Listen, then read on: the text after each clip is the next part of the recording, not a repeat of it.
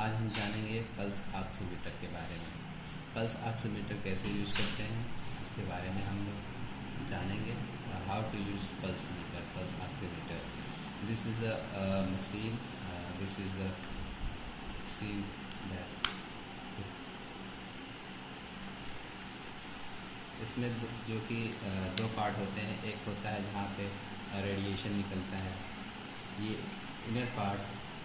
दो radiation part होते हैं जिसमें से एक रेड कलर की रेडिएशन निकलती है और ये एक बटन होता है, हाथ का बटन होता है। ये बैटरी यूज़ होती है, इसमें दो बैटरी लगती हैं और ये इससे चलता है। तो हम जानेंगे कैसे इसको इस्तेमाल किया जाता है। पहले तो ये हमें हमारे बॉडी में कितना ऑक्सीजन की मात्रा है ब्लड में वो बताता है। दूसरा हमारे हार्ट रेट या पल्स रेट भी बताता है। दो रीडिंग इसमें दिखाई देती है। तो कैसे आता है उसे हम जानेंगे। चलिए आइए देखते हैं। पहले हम अपने पेशेंट के ऊपर यूज़ करते हैं। पेशेंट का हाथ लाएंगे, किसी भी हम फिंगर में लगा सकते हैं, लगाएंगे और ऑन करेंगे इसको। फिर ऑन करने के बाद वेट करेंगे, 30 सेकंड तक वेट करते हैं।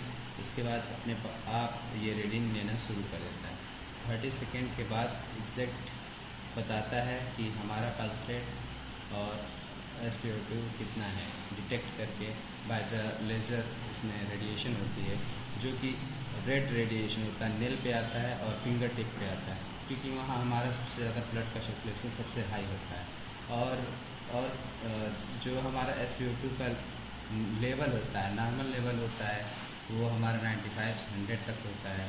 अगर और देखिए इनका सिग्नल SpO2 99 है और पल्स रेट 86 है।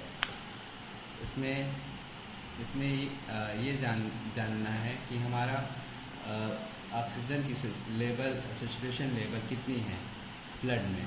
और जैसे कि लाइट को डिटेक्ट करने के बाद उसको यूज़ किया जाता है, ठीक। और बता रहे तो उसको हमारे जैसे कि अस्थमा पेशेंट, COPD के पेशेंट और जिसमें ब्रीदिंग की प्रॉब्लम होती है, लंग्स इशू होते हैं, उसमें यूज़ किया जाता है। जनरली हमें सिचुएशन देखने की वजह से अगर ज़्यादा कम हो जा रहा है तो हमें हॉस्पिटलाइजेशन करना चाहिए। जैसे कि ऑक्सीजन की मात्रा अगर 80 से कम हो रही है सिचुएशन लेवल, तो ब्रीदिंग में प्रॉब्लम आने लगती है, जिसे हम हाइपोक्सिया कहते हैं। और पल्स रेट भी ब्रीदिंग घटने की वजह से हमारे पल्स रेट हाई होने लगते हैं। ये मॉनिटर करके बताता है और ये बाज़ार में हमारे मार्केट में इसकी वैल्यू 1000 है। ये आसानी से हमें मिल जाता है किसी भी जनरल मेडिकल स्टोर पे, जो किसी कोरोना टाइम में बहुत अच्छा साबित हुआ ये पल्स ऑक्सीमीटर। Thank you.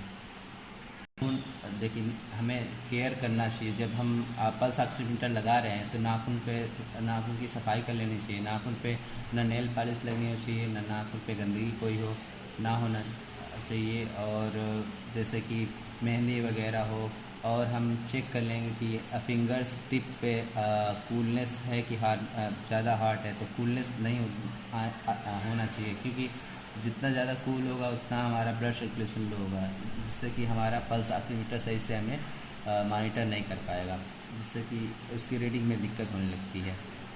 इसीलिए पहले उसको रब करके उसको थोड़ा सा वार्म करेंगे, जिससे फिंगर में हमारे सर्कुलेशन बढ़ेगा, जिससे कि हमारा मॉनिटर सही से क्लियर बता पाएगा। और